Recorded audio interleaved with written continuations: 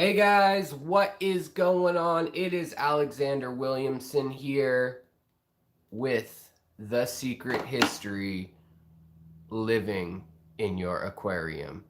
I have lots of protective layers on today. You know what? I was going to try to do some cutesy thing where I just kept taking off pairs of glasses, but it's just too darn hot in here. They're just all foggy. In any case, animal lover number one, welcome. You are always number one. You are always in here so early and quick. I don't know how you do it, but you do. Hold on. Situated. All right, guys. So today in the stream, first of all, pardon me if I look like a sweaty mess. It's hot in this house today. It is 90 degrees and humid. Humid because of my tanks. I know that's nothing compared to Florida and where a lot of you guys live and what you deal with as far as the heat. But today I wanted to talk a little bit about, well, I have family in Florida, I have friends in Florida, I was just in Florida, I'm heading to the Midwest. We may actually be stopping in Florida now that this is going on. I know that's not like a quick stop to just go to Kentucky or Tennessee and stop in Florida, but when you're from Seattle, and you have family down there, depending on how this storm goes out, we might actually be going down there to help my mother-in-law and some friends. We'll see. We'll see how it goes. So first and foremost, I want to say that I'm thinking about all of you who are in the path of the storm. It's no joke, these storms. They're getting strong. We have more people living where they've never lived before. And we just don't quite know how these storms shake out sometimes. So also, I wanted to give you a heads up that I have had some sort of cold or something. Just not feeling good. Sniffly nose, allergies, and itchiness. So apologies if I'm sniffling or rubbing sweat off my face. I know someone will comment about it. All right, guys. So let's see here. Gary's Aquatics. Hello. Let's see. I want to keep the stream up today. Sometimes it just hides the stream, but I want to know what y'all have to say. Andrew Owens. Hello. Pugimus Maximus. Hello. So as people filter in, I mean, I know I've got a lot of viewers down there in the path of the storm. Right now, it looks like it's tracking if you're not in the US or not paying attention to that area. Looks like it's going to be a big storm. It looks like it'll be tracking to hit kind of the center of Florida, central Florida, hit the Atlantic coast there, and maybe Melbourne, as you'd say in Australia, but Melbourne Beach, Florida. Could go to Daytona, could go down towards Miami, who knows? These storms have an odd way of hooking right before they hit land, or I don't know, they're just unpredictable. So I hope you have a cold beverage today. I hope you're staying cool and calm. And oh, Cindy, hello. And Solly7, hello. Quantum Star Aquatics. Hey, it's oh, hi, Gary's Aquatics. So we'll go over a couple tips I have. I've got another video for natural disasters on how to keep your fish safe.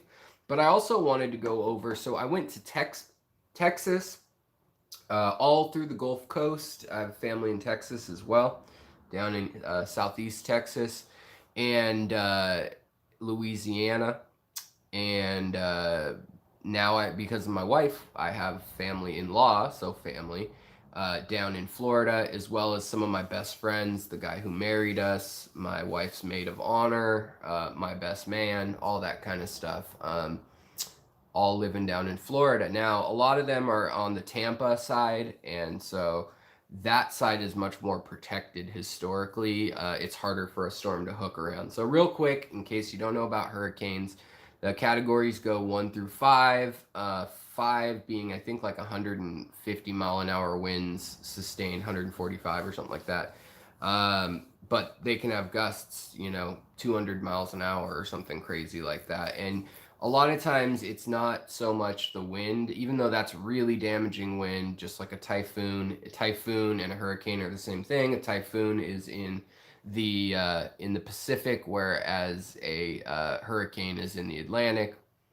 And a cyclone is also the same thing too. The cyclone, I think, is the southern hemisphere, and typhoon is the northern hemisphere, like Japan and China. Um, I don't know. If I got that wrong, you can comment down below. But essentially, these things they gather up steam out in the ocean, and they start circulating in a in a a circle, I guess. I don't know. They start circulating in a circle. Good words, Alex. Good job on your words today. But there's an effect in the world called the Coriolis effect, and the Coriolis effect causes in the northern hemisphere things to spin this way, southern hemisphere this way, and naturally the wind current. So if this is the equator, and we got a map of the world flattened out, your storms are going this way, and on this other side they're going spinning the other way, and that is just due to gravity and atmospheric properties. We don't have time to get into it. Doesn't matter anyways. And I've talked about it in other videos how, you know, hurricanes, the wet season as it's called in like India, where there's a lot of parts of the world where it is par for the course, and you start getting these storms, and there's a wet season that arrives. But in America, in Central America and North America, we have these intermittent storms in the hottest part of the year, usually. And this is hurricane season now, and Florida is out there. You know, I don't need to explain all that. You guys probably know where Florida is and what it looks like. But it tends to get slammed by those hurricanes, and what happens, just so we are clear here, is they picks up steam over water that is warm. The water has to be over 82 degrees, I believe, for it to get generate steam. Sorry guys, I've been up all day, no nap before this live stream. I know that sounds like, who cares? You didn't take a nap. It's 5 o'clock or whatever. It had the head injury issues, guys. So sorry if I'm at a loss for words, but we're going to try to push through it because I think this is important, and hopefully we can save some fish and maybe a little bit of ecosystem. And I always like chatting with you guys if you guys want to chat as well. And I missed my last live stream. But yeah, so you get the storms building. There's kind of an interesting thing, and if you go back and look at some of my other videos, I talk about how the Sahara Desert actually has this sand that's very fine, and it has a lot of silicate, and it has a lot of phosphorus in it, and phosphates, as well as you know, a little bit of carbon and quartz, which is silicate, silicone and silicate in its most simple form, small little teeny dust particles. And that goes up into the upper atmosphere, and those are needed for water to condense. So water condenses in the form of droplets in the upper atmosphere, and it starts building up. So these storms go 10, 15 miles into the sky, and it is you can directly correlate the windy storms that kick up dust in the Sahara. There's this part of the Sahara, and I have a whole video on it where I tell the details and show the map. But it's talking about lightning storms and hurricanes, and how, you know, even the Amazon, it relies on these storms coming in from Africa. So these storms actually form in Africa, and we can see them coming weeks out. That's why we prepare for hurricanes now. However, they will follow paths of either low pressure, because anything that's high pressure, you know, think of it as a table with divots in it. If it has low pressure, the ball is going to roll into those divots, and the more low pressure it is, the faster that ball rolls into it. That's your storm. So, and the center of the storm is the eye of that low pressure, the eye of the hurricane, which is the quiet in the center. And then beyond that, you get building in bands around the storm. So these are all actually impacted by the dust kicked up in windstorms in the Sahara and in Africa, also in the Kalahari Desert in the southern part of Africa, but that impacts more of the Brazilian and Argentinian countryside.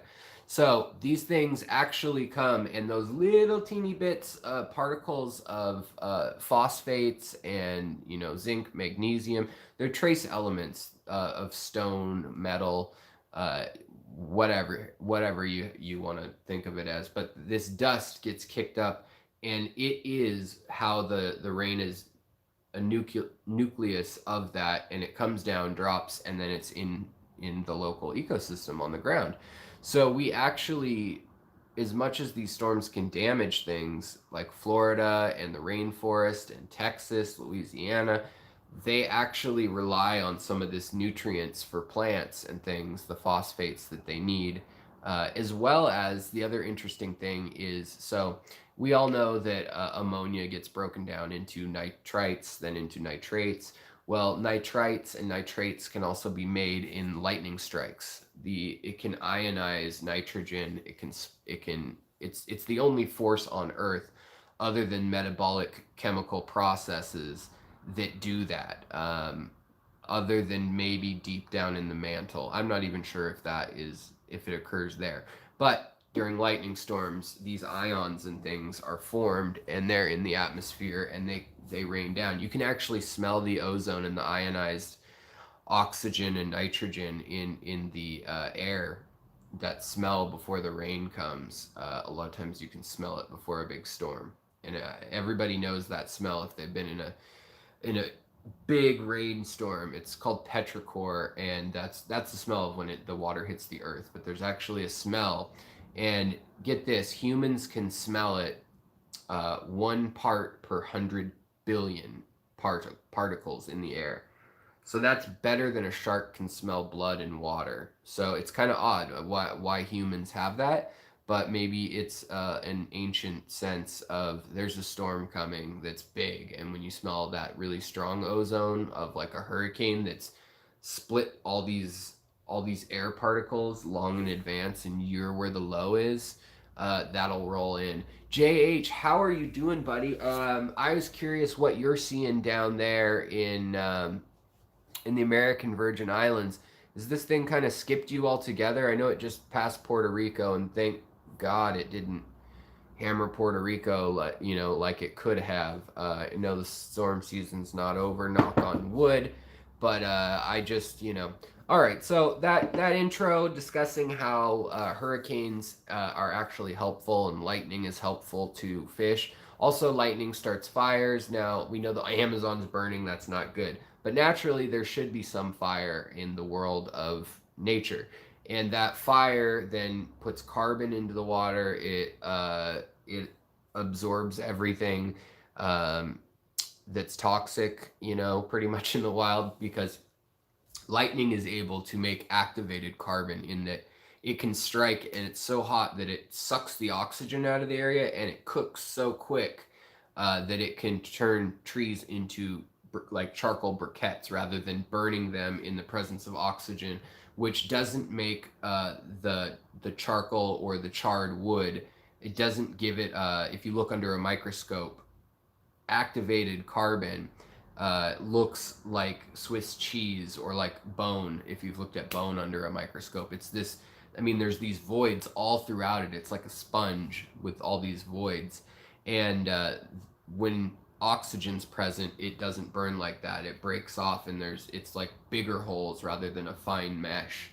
And so it's still good and helpful, and plants and animals still use the carbon since they're all carbon based.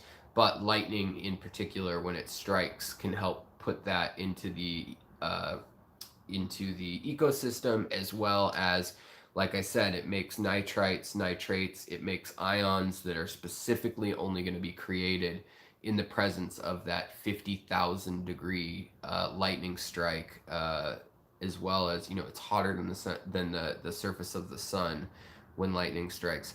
Also, that rain, as I said, those phosphates, phosphates are what regulate metabolism for plants. So we need that, even if it's dust from the Sahara that's circulating, and that's where the moisture started to condense once it got over that humid water off of Africa. We need those dust particles for the water to nucleate. Otherwise, it stays as clouds, as big, high bands of wispy clouds. You get those big thunderstorms off the coast of Africa, and some of it gets dumped right there in West Africa, in Cote d'Ivoire, and Sierra Leone, and Ivory Coast, Cote d'Ivoire. And then it comes across, the Coriolis effect starts the spinning, and it keeps spinning, and the more low pressure it builds, it creates a column, it sucks up air. So now that we've got folks in the chat, let's talk about tanks. Let's talk about destruction. I was in Florida. I talked to the guys to talk to, which was the University of Florida Aquaculture Lab, and they are in charge of mitigating fish escaping. They're in charge of raising the pet exotic fish industry. I've got a lot of footage of that. I know I need to get up some more of it. I've got some up, but they also had this big room there when I went down there, and it was chock full of invasive species that they've found in Florida. Now, Dade County, Miami, Broward, those areas have a crazy amount of invasive species. And literally while I was in Florida this last few, like whatever, 5 months ago, they said, well, it's crazy down there. They were referencing how in Tampa, which is where the research center is based, and Orlando's not too far from there, St. Pete, Clearwater, all these places, high population, and as well as Fort Myers is on that side, and then Fort Lauderdale? But on the opposite side is where it gets hit by hurricanes more. Now that's to say the damaging winds, because as soon as the hurricane hits land, it can't get that updraft. It can't get that water vapor pushing up and causing the churning and the spinning effect, and it can't grow in size, and so it loses steam, and it loses steam quickly. However, it's already put, billions of tons of water into the sky, and it has to come down, especially because of those nucleation points that I talked about in the center of the water. So that's going to come down, and that may be in Mississippi, that may be in Georgia, that might be, all the way up in Kentucky, could be, it could go all the way up into the Great Lakes region, or it could skirt and go back out to sea. It could cross Florida, pick up steam again, and hit Louisiana or Texas. It's really a crapshoot on knowing what these storms are going to do, but they are getting better at projecting what they will do. So first and foremost, I just be safe. If you're in Daytona Beach or Melbourne, Florida, and you're at sea level, there's going to be a storm surge. The storm surge is probably going to be rolling in probably 10 to 15 feet at a category 4. Category 3, 4, or 5, any of those storms are massive. Katrina, I think, hit as a 3 and quickly went to a 2. 1,800 people lost their lives. In Galveston, there was a major storm at the turn of the century before there were even that many people down there. And, now we have 50 million more people in the South than at the turn of the century. And there's a lot of people who live on the outskirts of society, should we say. I've been down there, obviously. I have family down there, friends down there. Been down there a lot, and there's a lot in Florida, especially rural Florida, when you get outside the cities. There's a lot of people living in kind of shacks, or they look like abandoned buildings a lot of times. There's a poverty that you don't see in the rest of the country, quite frankly, and everything rots there, so it kind of, you see it quicker in a tropical environment or subtropical environment, And Shelby Ray, hello. Cindy, hello. Hi to everybody who's rolling in like the hurricane. But long story short, these marginalized groups of people, a lot of times, you know, they work 2 or 3 jobs, or they have a bunch of kids, and um, who's to say they shouldn't have fish or ponds and stuff too? But the unfortunate thing that occurs is that a lot of times these areas are in the most flood prone regions of wherever it may be in the suburbs or rural parts of the state. I was out all the way in central Florida, which has a 200-foot elevation. It's one of the higher places in Florida. I think there's not a spot in Florida over 400 feet above sea level. So not 100, I think 110 meters is the highest above sea level that Florida is anywhere, which is insane. It's a large state. You know, it takes a day to drive down through the state. And half the state, or a third of the state, I should say, is essentially a giant river moving slowly.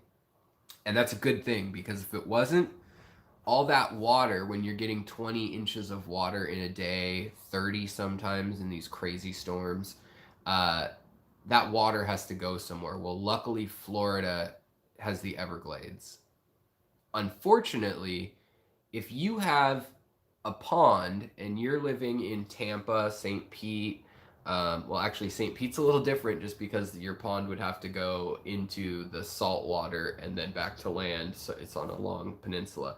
But my point is, when I went to the Florida Agricultural Lab to look at aquaculture and aquatic plants, talk to them.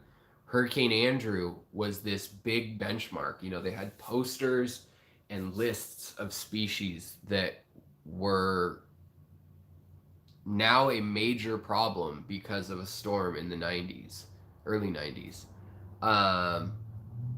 Oh, sorry if you can't get subtitles. There will be subtitles once I load the video. It usually has them, but I'm sorry about that if you can't watch at work. But I appreciate you watching, and I appreciate all of you guys watching, especially if this is on the replay.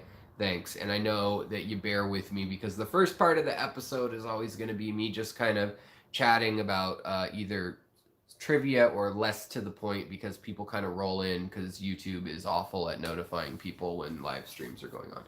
I always get chewed out without fail every live stream that people are like, I didn't get a warning. Well, I put up the alert at noon today that I'd be talking at 4:45. I changed it to 5. So I don't know who got alerts, but yeah, sorry if you didn't. Other than that, let me really quickly, before we talk about some serious loss of life and fish and bigger issues like that, let me also say that I will, once this video loads, I will be adding information into the doobly-doo description down below. I'll put in some links to chillers, coolers, things like a battery-powered packs for your aquarium to keep them running when the power's out for a week or 2. I've been without power for up to a week before. Unfortunately, I don't have the same problem of tropical temperature. Also, maybe you're watching in Texas or you know, Louisiana or something like that, and you're thinking, well, I don't have to worry about it this time. This might be a good time to check out some of those links. I've tried a lot of products. I've talked to a lot of people, and some work, some don't work. A lot of people put ice in their tanks. Don't do that. It waters down the tank.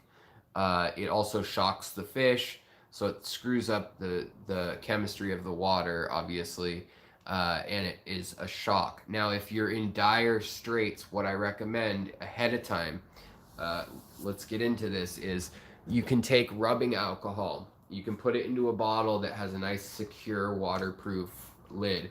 I don't like the rubbing alcohol bottles that you usually get. One sec.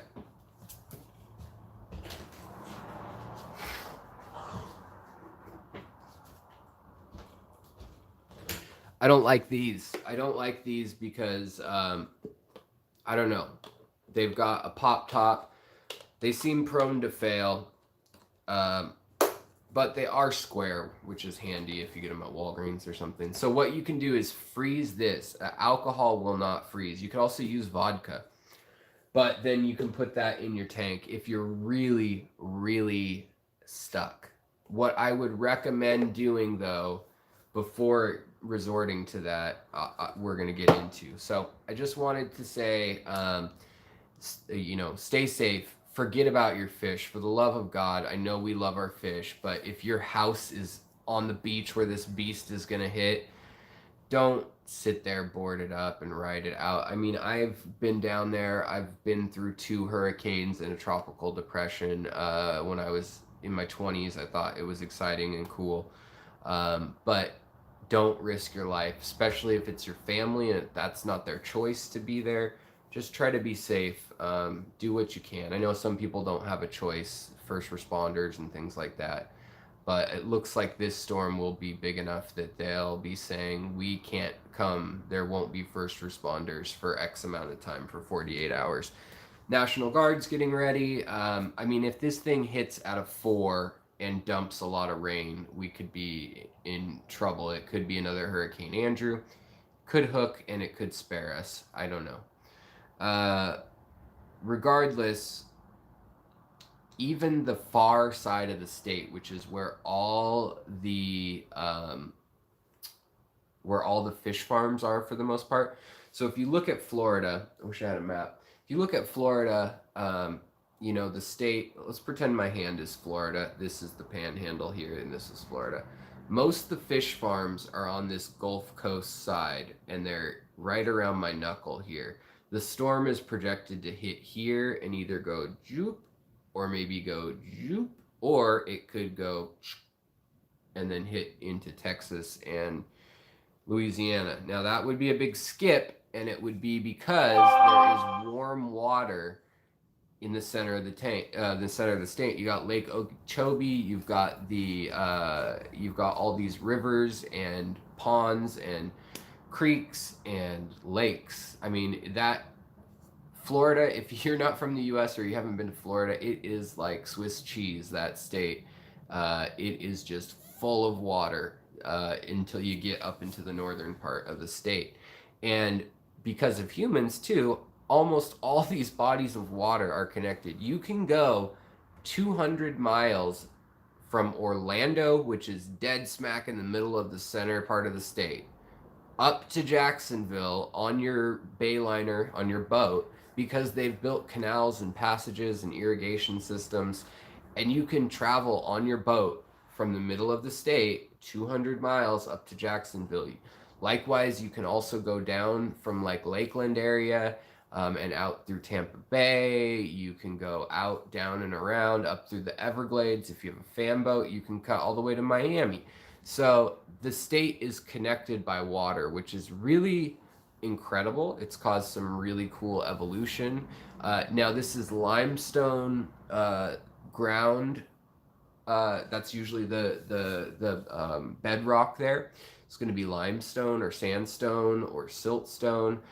Sometimes fossilized shells and sand, just literal sand is what you're working with. But it's also prone to sinkholes. So you get this flooding and all of a sudden there is a hole. You've got your bedrock here and maybe there's an underground river. Like I said, the whole state of Florida is a river flowing down through the Everglades. Well, when you just put a deluge of water at the top of the state, that water is going to spill out the sides. It's going to spill down through the Everglades, which takes days. But you're going to see flooding from that initial impact. You're going to see flooding from the storm surge, which is the initial just displacement of water due to, if you have a bowl of water and you put your hand in it, the edges are going to splash, right? Well, that's what that low pressure and that storm is going to be doing as it comes inland. Now, then you end up with brackish and not clean water when you get these storm surges.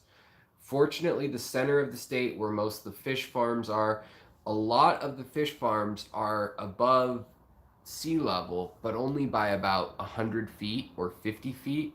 The ones I went and saw, Segrest Farms, Imperial, 5D, they're all outside of Lakeland or Tampa area.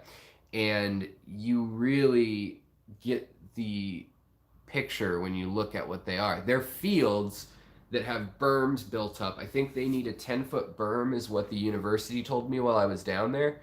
And they use a tractor or whatever to build these berms. Now there used to be 600 fish farms in Florida in the 1960s. Different families with different types of fish in the tropical pet fish trade. Now there's about 180 different owned farms, but they've bought up a lot of that land. Some have expanded, and then also we have just imported a lot more fish. But Florida is ground zero for everything aquatic in our country. LA also has fish, and San Francisco coming from Asia, but and Peru as well. But for the vast majority of fish, it goes to Florida for our tropical fish. Hey, buddy, how's Sergio doing over in his tank? And then it gets distributed. So all the Petco, PetSmart, all those kind of stores, Walmart, anybody who's carrying tropical fish and has a big wholesaler dealer, that's going to be going through like Segrest and Imperial and all those fish farms, fish holding facilities. And they have protocols of how to keep the fish, but anybody breeding fish, what they do is they dig a hole in the ground. They dig like a half acre or a quarter acre. They dig a hole in the ground, and the rain then in these storms can flood up this basic bathtub that they've made, and it can overspill. Now that requires an immense amount of rain. They're supposed to have drainage systems, but at a certain point, you can mandate crazy standards, but you can't plan for the once in a century, once in 500-year storm, and think everybody's gonna lay their farm out that way on a product that does not make that much money. It's not a huge profit margin for the farmers. Now, what happened during Hurricane Andrew specifically was a lot of those farms flooded, and fish like the walking catfish, obviously there were already Burmese pythons in the Everglades, but you've got reptiles, you've got zoos where animals were trapped. Now they did evacuate, and they've learned a lot from this, but they've evacuated zoos and aquariums. So even things like dolphins, big sharks, expensive rare fish, they're taking that to Atlanta, to other places inland. And they're doing that right now. They're getting out of Dodge. But these places can't get everything out. And if power's out, a lot of fish can die. A lot of times what they'll do with the salt water is they'll run in salt water if it's a facility on the coast, and they'll just let the local salt water run through and throw everything off. But it's better than overheating and having stagnant, non-aerated water. They'll use emergency generators to flow that in. So what can you do as somebody preparing for a storm? I don't know if you're still with me here or you jumped ahead, but hopefully you've stuck around. What can you do? So let's say that you've already seen my video talking about how to prepare for a storm, for natural disasters, earthquakes, power outages, things like that. The first thing you want to do, and in that video, go back, watch it if you want some details, some actual like products that I use. I show some things. But let's talk now about tropical, like Florida, subtropical, Texas, Mississippi, Alabama, Louisiana, Georgia, the Carolinas, the Keys, the Bahamas. Sorry guys, I'm just like sweaty. We're assuming that this is not a cold winter storm. Like in that video, I'm talking about any occasion. So let's just get rid of all the cold weather thoughts. Power outage and infrastructure going down is a huge issue, obviously. In some cases, it's months before power is returned to certain neighborhoods if they really get smashed by a hurricane. Now, hopefully it won't be like that. Hopefully it'll be a matter of 2 to 8 days, and you can get your fish through that. but it requires some planning. I know a lot of people in Florida, you don't need to be rich. A lot of people have generators. There's going to be a rush to the store right now. It's going to be insane. They're going to price gouge. There's going to be gas lines. I know there's already gas lines. My friend sent me a text an hour ago saying he couldn't get gas for his lawnmower, and then he started to worry, do I need gas for my house? Like, dang. And he's over in Tampa. Now, Tampa will probably get a bunch of rain and probably get, 70-mile-an-hour winds or something like that, which is a big storm to a lot of places. But to Florida, that's not the same as the 170-mile-an-hour gusts and the squalls of water that come in. I'm talking 4 or 5 inches an hour sometimes. They're insane. Solly says, I was required to stay in the hospital for 5 days during Hurricane Harvey. Husband said power was out for 12 hours, no fish casualties. That's great. That's good to hear. Alexandra Tremonti, I'm an hour south of Tampa and no water anywhere.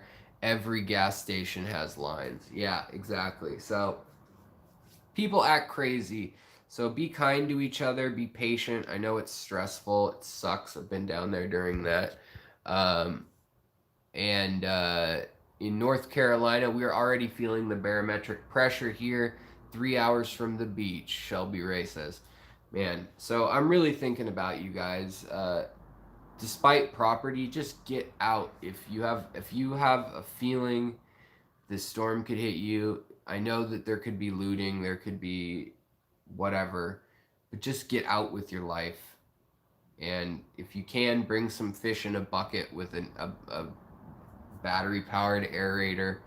If there's salt water, it's a little trickier, but don't play around with these storms. We've been very fortunate, even with Katrina, and no disrespect to the families of those who died, to the devastation. I was down there in 2003, and then shortly after in 2006, so like 5 months after Hurricane Katrina hit, and then again in 2010.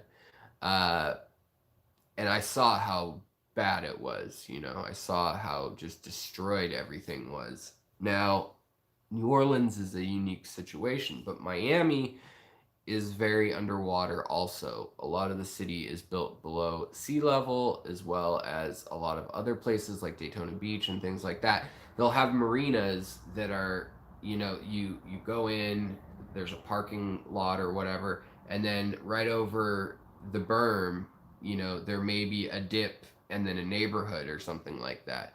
So there's lots of areas that are below sea level in these neighborhoods, and Florida, Jacksonville, wherever, Orlando is full of water already. You've already got lakes filled to the brim, and they spill over and they're connected. As I said, you can boat up the entire state pretty much.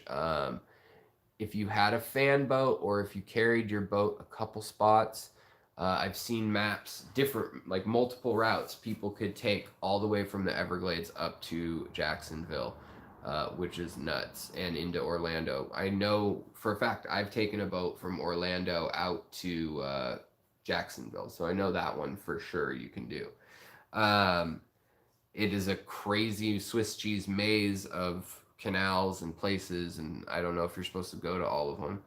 But point being, fish don't care if it says don't go this way or whatever.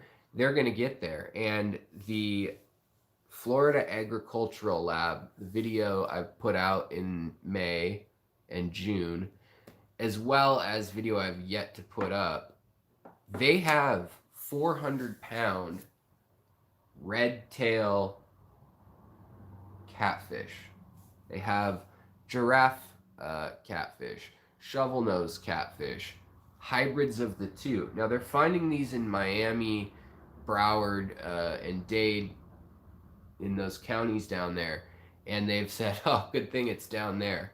Well, what happens when there's a foot of water on the road, and all of a sudden there may be one lake that they caught that fish in, and they think it's not that bad, there's this one lake, yeah, it's got peacock bass, but it's kind of isolated. Well, when these storms happen, things go crazy. Now, the other thing is, People think they're doing their fish a favor. They'll let them go in the backyard, into ditches and things like that, thinking, "Oh, my fish will take care of itself if I put it in." A lot of man-made ponds exist on people's property, or pools that are maybe old and decrepit, and they've just become mosquito factories.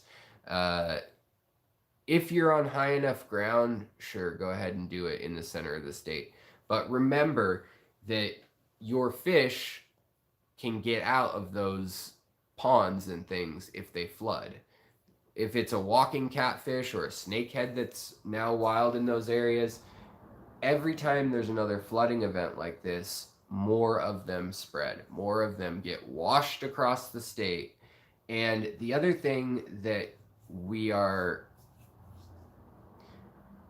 it's a dirty secret that everyone knows in the industry, but all those farms, like where you're getting your cardinal tetras, and you're getting your, let's see, your guppies, like your assorted color of guppies, and your mollies, your platies, all those kind of things, all the ones you see at Petco and PetSmart that are always your staples, almost all of those except for like the neon tetras, they're all coming from Florida for the most part, and they're grown in these acre, 2 acre, 3 acre, half-acre ponds that they reel in.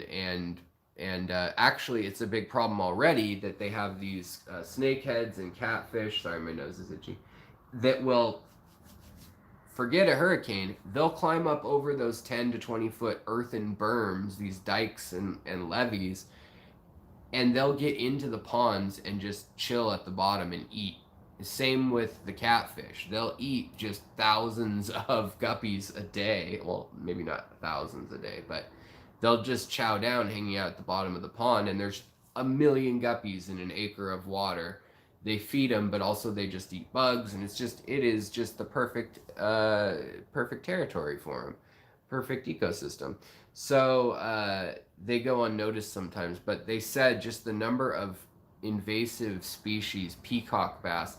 People have released a lot of things for sport, but bala sharks, plecos, the rubber lip pleco, as well as the ancestral plecos, they're everywhere, from Texas, Mississippi, Arkansas, Arizona, California. Those ones are everywhere. The rubber lip plecos have taken over everywhere.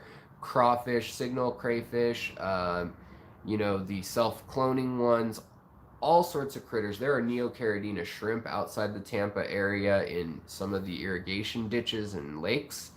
Most of them have reverted back to a wild color pattern, but they're already there. Now imagine if a warehouse floods, or if the roof caves in, if all these tanks get busted, and there's 6 inches of standing water at Segrest. You can see my video of Segrest and of other people's videos.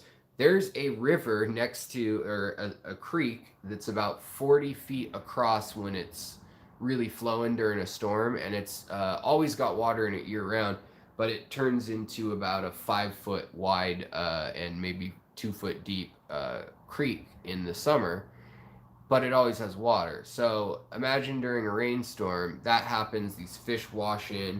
There's already tegu lizards running around everywhere there so fast, and the iguanas, and they're taking over, in a lot of these reptiles are taking over niches that are just not filled elsewhere. So I just wanted to,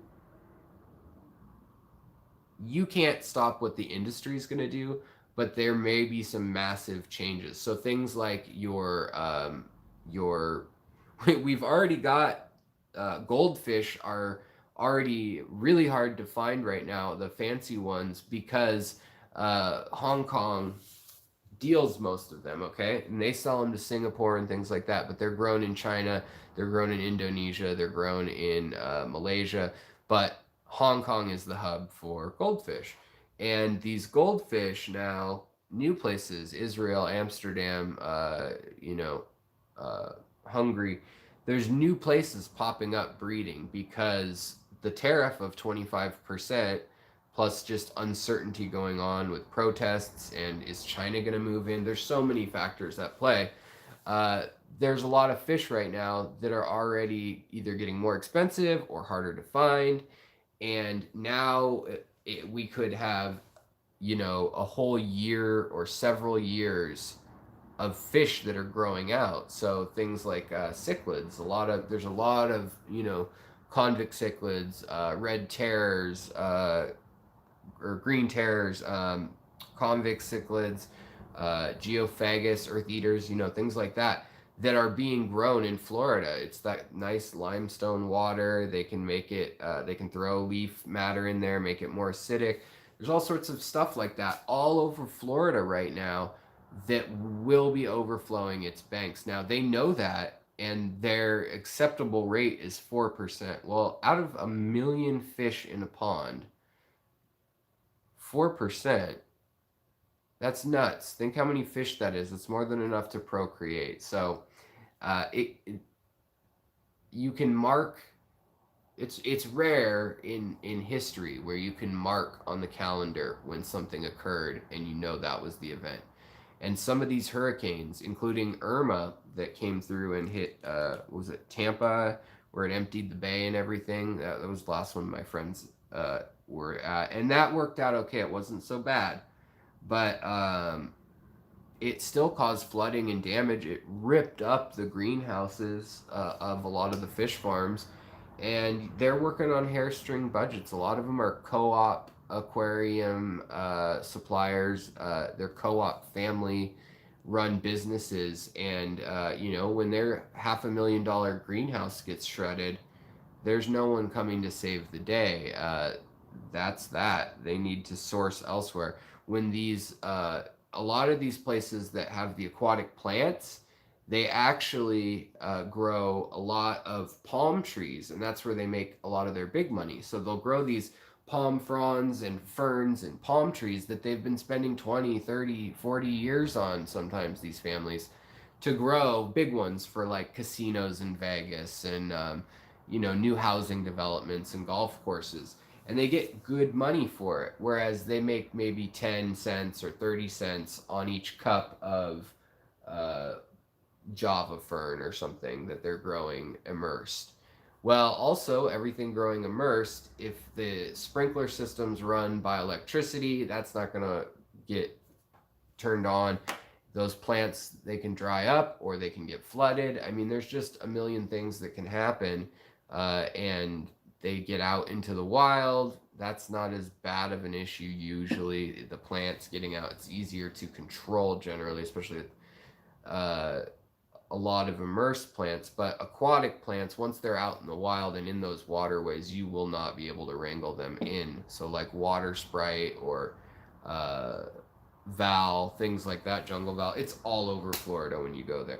I'm tired of sitting down. Let's talk a little bit about how to prepare at home again. And that's what I've got for you guys today. I just felt like I couldn't not say something about this.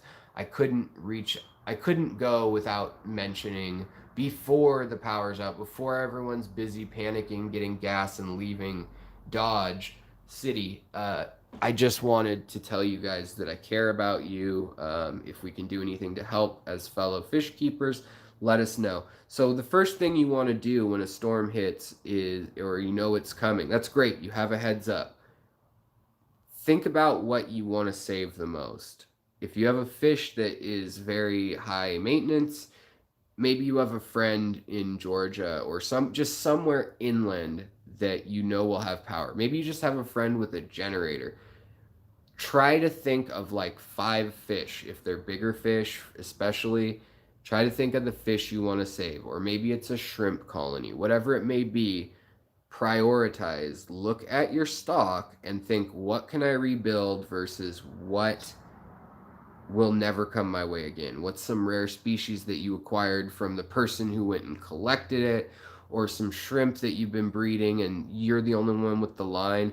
It's always good to send your lines to other people. That's why I have my my rainbow tiger endlers as well as my blue volta endlers. They have other people all over the world have these fish now, in Germany, as well as just around here mostly. But point being, if I want those lines back, even if they all died at my house, I could get them back, hopefully. So that's something to think about, even if you're not in the path of the storm. Diversify your stock. Try not to hold on to things that are so valuable and precious if you don't have a backup plan. But in the end of the day, they are fish. You're human. I want you to be safe. You know, you can rebuild, and I admire everybody caring about their fish. But please, like, for the love of whoever, don't worry about your betta if your house could get knocked down.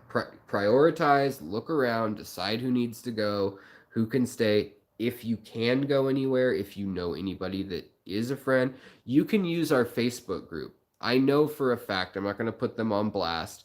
Also, Wild Florida or United Tanks of America.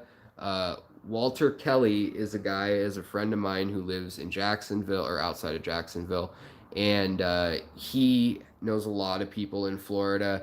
Perhaps you guys can talk to each other, and maybe somebody has a nice big old generator, and big industrial one that's going to ride out the storm inland, well above sea level, and in their basements you can put your fish together with theirs. But prioritize uh, which ones can go together and which ones need to be saved, uh, in the first place.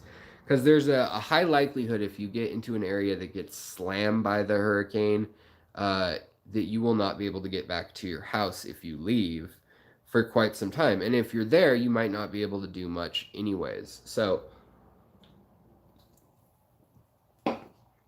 I implore you, if you've got an RODI, a RODI system, if you can distill water, whatever it may be, fill up all your reserves. That should be a no-brainer for you and your family anyhow. But also fill up, whether it's a bathtub, your hot water heater will have water for you to drink if worse comes to worse, potable water. But it is nasty when these hurricanes happen. The kind of stuff that ends up in the water locally is disgusting. It's a lot of times it's sewage. It's amazing that the fish don't all die from coliform bacterias and things like that when these events occur, honestly, because of the level of sewage, pesticides, diesel, gasoline. Just if you soak a freeway, the runoff is not pretty. Same with industrial parts of the cities and things, or a marina for that matter. You raise the water level by 2 feet above where it's ever been, and every log, every boat, everything that's been soaked in oils and solvents and things like that, if it still has a trace element, that's coming out and it's flowing into the water, and that alone can kill a ton of wild animals. It's like an oil spill. If you look at Katrina, you could see where natural gas fires had started. You could see where there were big oil slicks from gas stations or just, pipelines, all sorts of things, where there's just slicks of industrial chemicals and things, barrels of other stuff. So if your house is in a safe part of town, then we get to the... Sorry, guys, my eye is so itchy. We get to the point of, okay, let's save the fish. So if you can stay in your house and you have a generator and all that jazz, great. If you don't, I recommend that you get, if you can, now Amazon's probably going to be slam, Amazon.com, but maybe Walmart, somewhere like that, might have a battery operated air filter. So the number one thing that your tanks are going to need is oxygen and to stay cool. You guys, a lot of you have AC if you live in the south, if you live in the path of these hurricanes, and you need the water moving at all times. And so you can also get O2, oxygen. You can get that as well. You can get nitrogen, but I have actually had bottles of pure oxygen that I've used in my tanks to simulate hill stream tanks when I didn't have room to actually oxygenate the water and I didn't want the noise of all the stuff, I would put a power head in and then oxygenate the water with the tank. So that's another option. If you don't need the solenoid on it, or if you can override and not have the electrical solenoid valve, open that up and you can have O2 with lines running to several tanks. That's one great preparation that you can do ahead of time. If you're planning for these storms, hit up the scuba shop or a weld shop, something like that.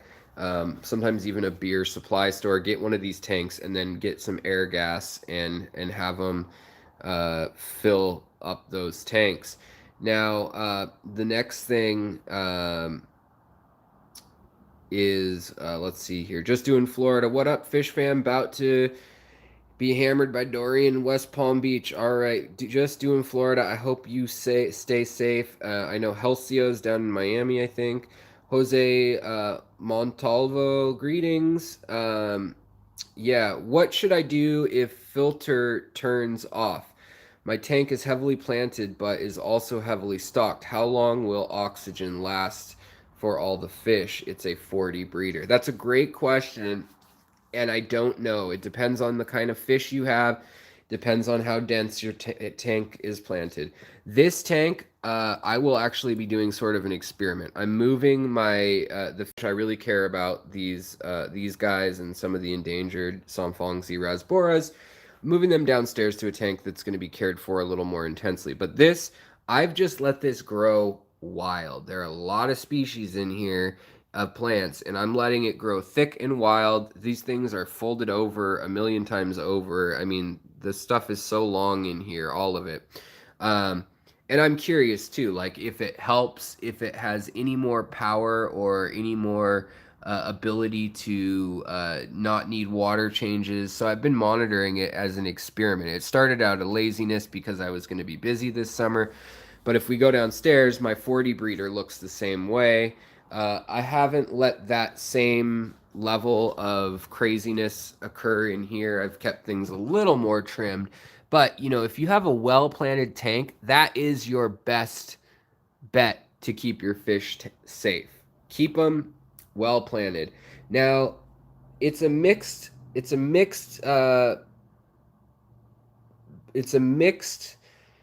blessing, I guess I would say, when you have a tropical storm and the power's out, in that you won't need to heat your tank, but you can easily overheat the fish. So depending on your fish, I don't know, if you have a cold water tank, you're kind of out of luck unless you have a generator. But say you don't have a generator, or maybe you have a car battery, or you have a battery operated aeration thing that can power your air stones, a little air pump, then you can use that. You can take what I've done when the power's gone out. I know it's a pain, but I will catch all the fish that are that can be together, and I will put them in one functional tank that has a ton of plants. And I will make sure that the filter and the water is moving, because you need that water circulation, not just oxygenation. So you can do that. You can get oxygen tanks, which can also help if you don't want to run things on batteries. Just make sure you can turn your solenoid on without the power needing to be on the entire time also. Like, flip the switch before the power goes out. But basically, you can keep that going indefinitely if you have a generator to fuel it. If you don't, you need to be more selective. And what I'm going to say, this is kind of the mixed blessing, is you're going to need to keep air flowing over the surface of your water, which will cause evaporation. So that's why you need a good supply of water, and you want low TDS water if you can help it, just to keep things, if you can, roady, but so that you're not dealing with problems like, oh no, our municipal water system overflowed and there's debris in the water now, and the pH is extremely high, and now you have this alkaline mess of water and these fish that like 6.0 or whatever, or shrimp. So get water, get gallons of water stowed away in a bathtub, where whatever it takes, in a Rubbermaid. I mean, I've done lots of stuff, lots of kooky pots and pans and things where my wife thinks I'm nuts, but evaporation can save your tanks a lot. However, so say the power's out, if you can get enough light, this is perfect. Just ambient light, this will create oxygen with all these plants. It's enough light to create oxygen. Uh, but uh, Artie Kleinmeister says, I think Alex Jones said this may be category 6. Is there such a thing, or is he trying to scare people? There is not such a thing as a category 6. There's a category 5. It just, anything 5 goes up from there. So what I recommend is, if you have a tank, your power's out, even if you have a generator, don't waste your electricity on the lights. These lights are warm. Unless you have a cool light of some sort that's just a low light and you can spare that electricity, don't worry about it. Ambient light in the room like this is plenty to keep the tank photosynthesizing, creating oxygen. But if it's a dark basement, that's where you might want to put a light or a lamp just somewhere so the plants know it's daytime. That's all you need. If the plants open up like these are open right now, and at night they close up like this, it's a good way to know. So learn which of your plants open and close, and that will help you get a feel for which ones are experiencing the diurnal and nocturnal cycles, their circadian rhythms, which ones are working well with that. Now, you also want water movement. If you're really stuck, no power, you don't have a battery powered anything, this is not a bad idea. You take it, you create bubbles. Now, this is kind of a futile attempt, but you do that every few hours while you're bored sitting at home doing nothing anyways, after the storm in the following days. Make your kid do it, whatever. But that will, in fact, the surface water agitation is what makes, what keeps the water cool, what causes evaporation, and what puts the gas back into the water. Forget about your CO2. You don't need to be worrying about CO2 if you have an aquascape. Just shut that down. Shut down the CO2. Don't get heat off from this. Now, it may seem counterintuitive, but the other thing you can do, if you're not, if light is not getting in through the side of the tank, so like if you're in a basement and it's already too late, insulate it. Insulation works both ways. So it will stop it from getting hotter if you wrap it in blankets, then cardboard, and then another blanket.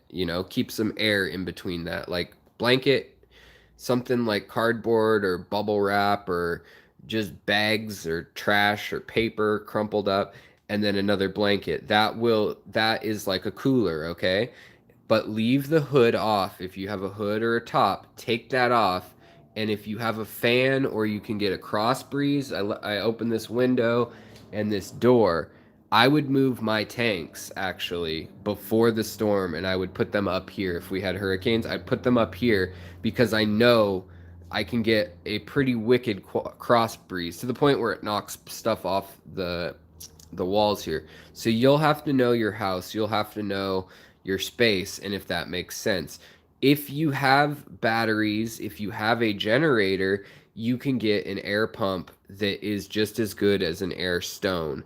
In that case, I just recommend just churn the water with your hand. Make sure it's getting moved around, because your power heads and stuff like that are probably not plugged in. If you have enough power that you get to choose lights, power heads, all that stuff for multiple tanks, you probably have a pretty killer generator, and this mostly doesn't apply to you. Now, don't be putting ice in the tank. Don't be putting ice cubes in the tank. It's going to dilute the tank. It's going to shock them. Okay, so Hurricane Dorian is now a Category 4, is being said. Interesting. Yeah, this could hit 5. It could hit a 5. Now, that is wind speed, and as we saw with Katrina, wind speed is not everything. Flooding is, and storm surge and infrastructure is everything, and what people do after the fact. So don't be stupid. Don't be a hero unless you're really prepared and really have the gear to be out there. You know, with your tanks. Also, if it looks like your house is flooding, I hate to say it, if you can't prevent your fish from going into the local river because your whole basement has flooded up to ground level, if you can't move your fish upstairs and literally throw them in a bathtub, I don't know, anything's better than letting them all escape.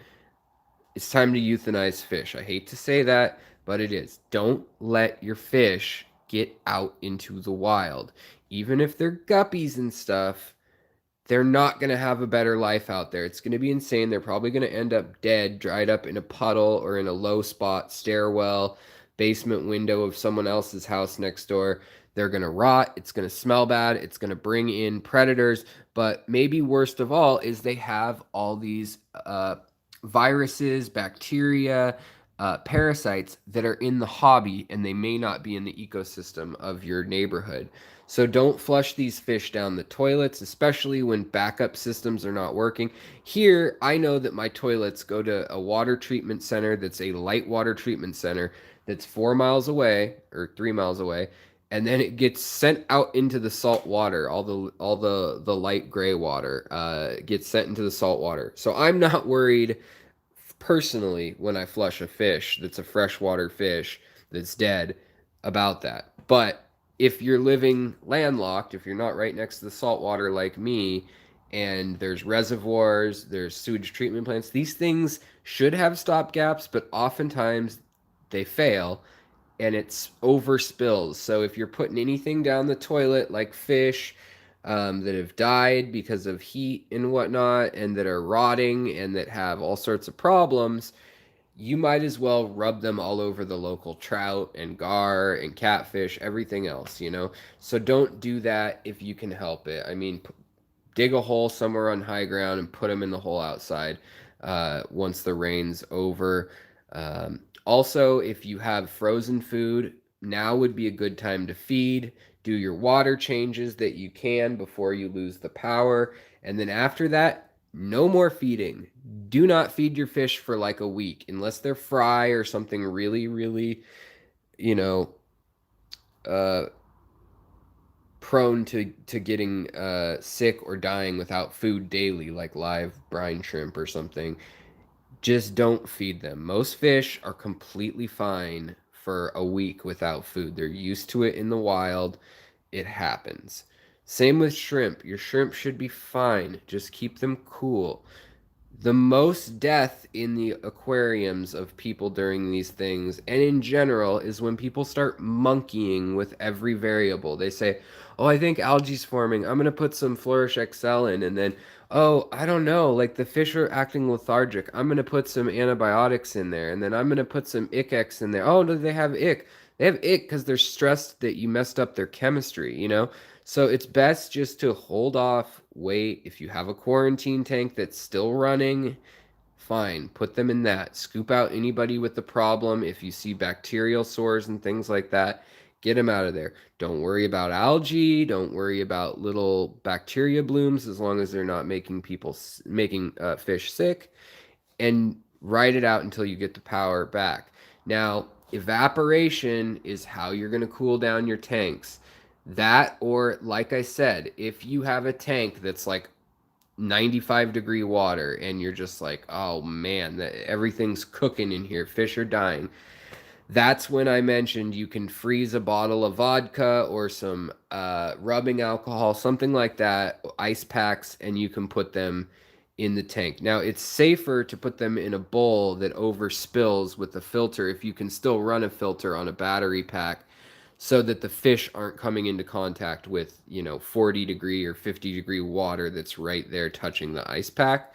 But yeah, so you just don't want to shock them because if it goes from 95 to way colder, but also don't underestimate how much ice needs to be in a tank to cool it down. You need quite a bit, really. It's just you don't want your fish interacting up close with that. Now your plants and everything, they can hold off on hold without light for a while, but you do want that oxygen. So if you don't have battery powered air pumps, or even if you do, you want them photosynthesizing. You want them breaking down the ammonia. Now, your fish are going to go into ketosis. They're going to go into slowing down, and they will go into a lot of fish, not all. Some of the very small nano fish don't do this, unfortunately, and they can be lost within a week of no feeding. But guppies, catfish, a lot of fish have the ability in cooler weather or when they're not getting food regularly, they go into stasis. They go into a form of survival where they just slow everything down in their metabolism. So the other thing is when the power comes back on, this is crucial. Make sure you turned off all your tank gear before the storm hit. So turn off your filters, your power supplies. Make sure that you've got your. I just pulled all this out to show, but I have timers and things. Timers are all going to be off. Make sure you've got anything with like a power supply or a inverter or an amp, like something that's amplifying things, or a solenoid. These things will all click right back on if the power goes out. So what you want to do is get them all to off.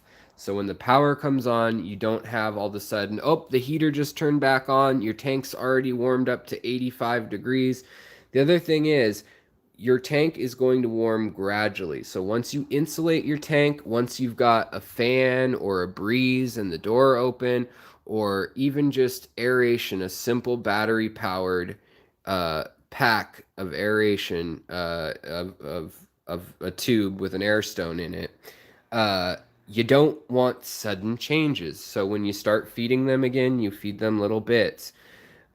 When you turn the filter on, there may be a lot of dead and debris and dead bacteria in there. So if you can, before you shut down your filters, get something like this.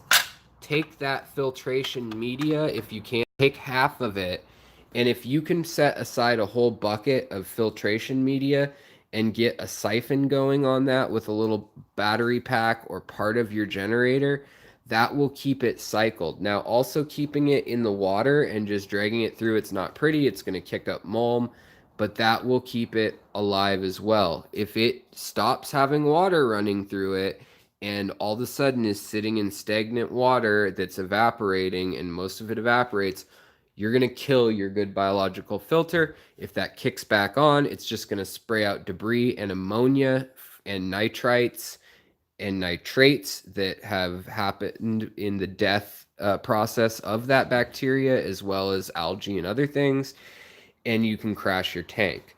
So think about these things. You know the cycle. There's lots of videos on the nitrogen cycle. Be smart.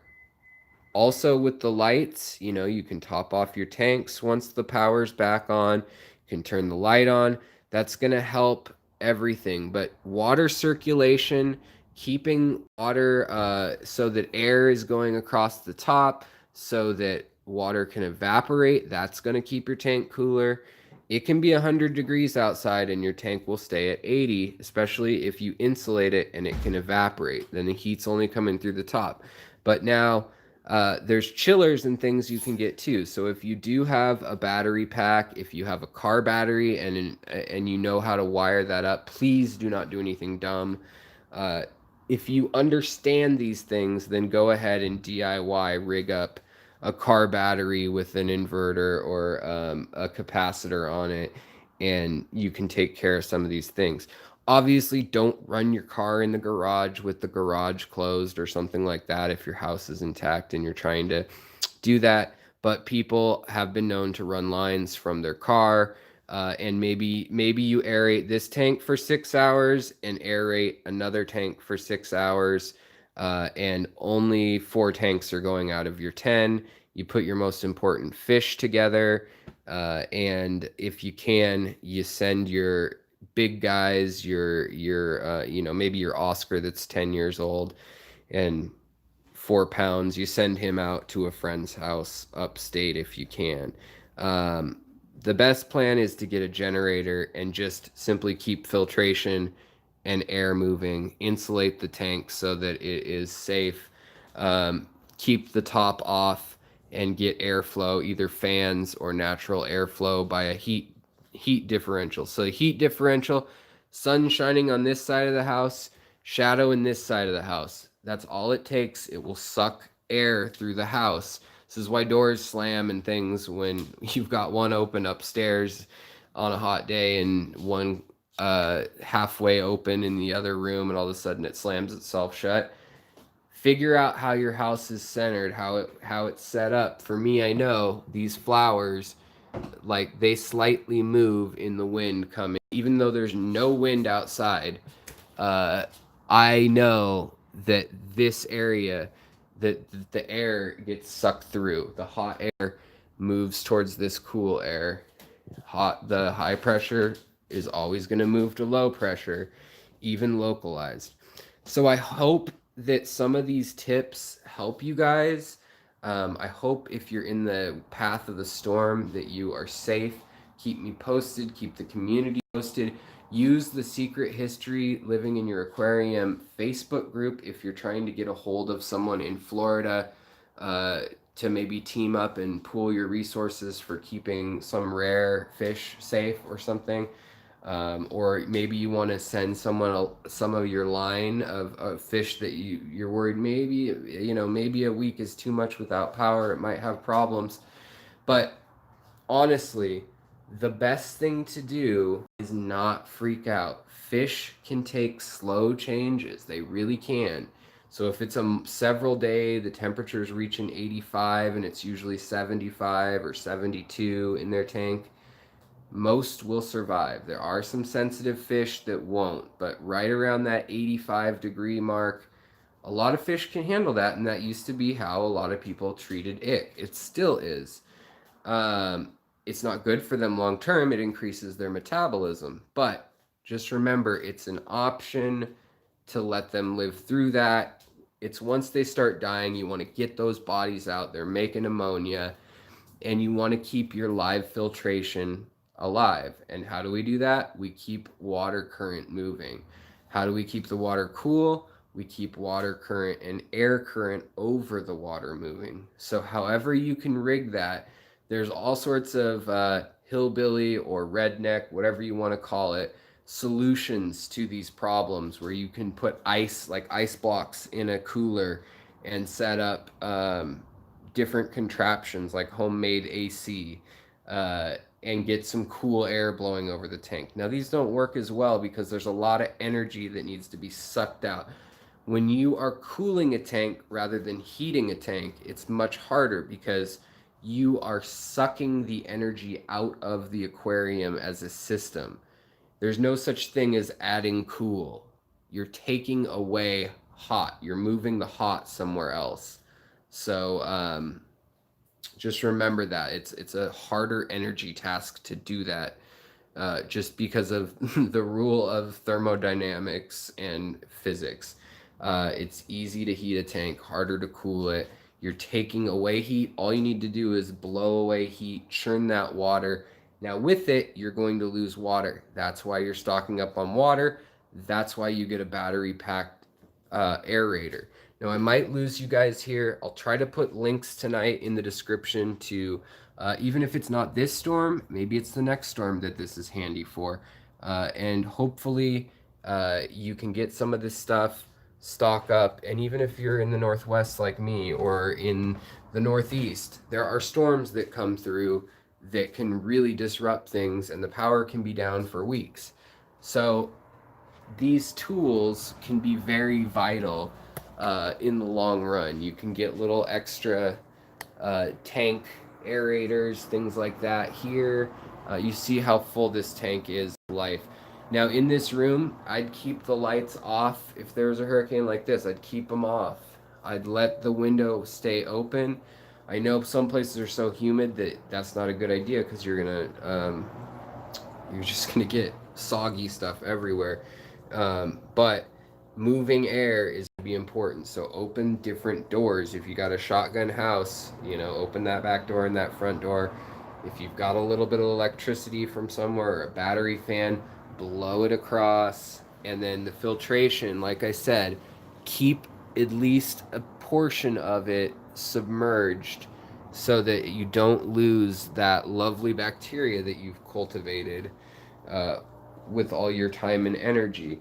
Now, the other thing you can do is you can take a 5-gallon bucket like so, and you can put some of your fish in there if you really want to keep an eye on them, or a quarantine tank, or that's how you move them. Also, you can splice in. You'll have to Google this, and I can't say that I approve of it, but there are ways to use a big old battery from a flashlight or D batteries to power certain electronics. Again, don't do it if you don't know what you're doing, but same with car batteries. There are a lot of ways to get power out there that may not occur to you. Now, and so the other thing that you're going to want to think about is, hold on, let me look for it. This right here. So this is going to be a great asset to you. It's a well-known brand. Just put batteries in it. It does suck up batteries like there's no tomorrow. So stock up on batteries. I know that's rough.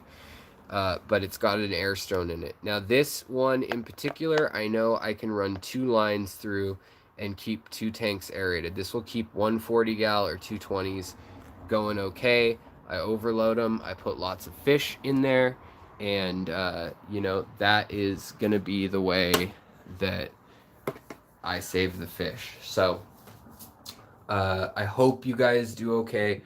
If you have questions, feel free to write. Also, I had kind of a humorous video, or I tried to make it humorous, about getting into the hobby. If you guys like these videos, please like, share. You can shout out, like, he doesn't even talk about taking care of your own fish into halfway through the live stream. That's fine. You can put the timestamp in there. Ask questions, put in your ideas. If you made it this far, please think about checking out the Patreon. Support my trips down to Florida and things like that so we can check out new stuff.